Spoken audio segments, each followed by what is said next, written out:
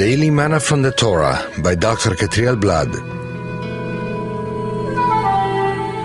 Shalom friends, and welcome to this fourth aliyah of Parashat Tetsaveh. You shall command.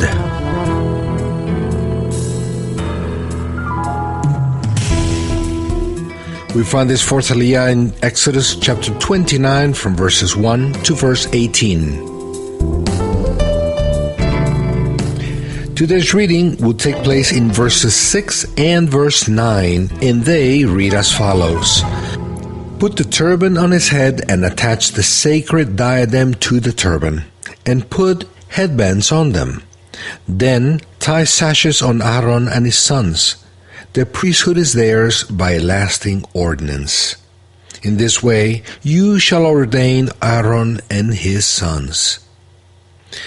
Why do we cover our heads in the Eternal's presence? In the earthly priestly service, it's necessary to wear a head covering to enter in the Eternal's presence. All priests had to minister with their heads covered. The high priest had a cover called mitznefet, translated as turban. The rest of the priests had a cover called migba'at, translated as sash. The earthly high priest garments are a copy of the heavenly high priest garments. This teaches us that Yeshua is wearing a head cover for service before the Eternal. Aaron's sons, the priests, represent Yeshua's disciples. Consequently, Yeshua's disciples can have part of their heads covered in their service before the Eternal, just as the heavenly rabbi. The prohibition made by Paul in 1 Corinthians 11:4 is to wear a veil similar to the woman's veil that falls over, to cover the face or the hair.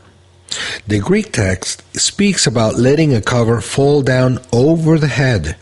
It's not the same as wearing a cover on the upper top part of the head.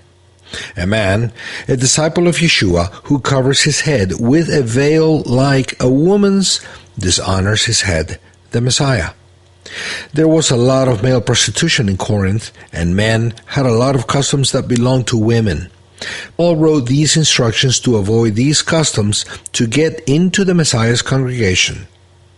Service in the tabernacle teaches us that covering one's head is not a sign of dishonor.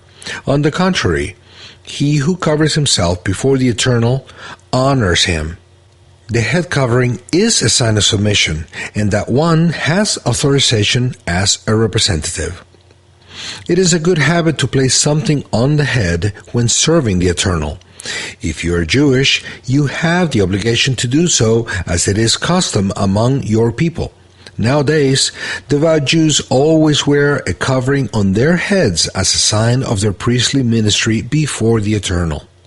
This custom was taken from the temple service, where everyone had to cover their heads as a sign of respect. If you are not Jewish and you wish to cover your head during prayer time, you can freely do so, even wearing the Jewish kippah, which is what they use for covering. But if you are going to wear a covering every day in public as a sign of being in priestly service as a disciple of Yeshua, you shouldn't wear a kippah or yarmulke. So you are not identified as a Jew and become a stumbling stone for others. Married women, both Jewish and not, should cover their heads always when praying.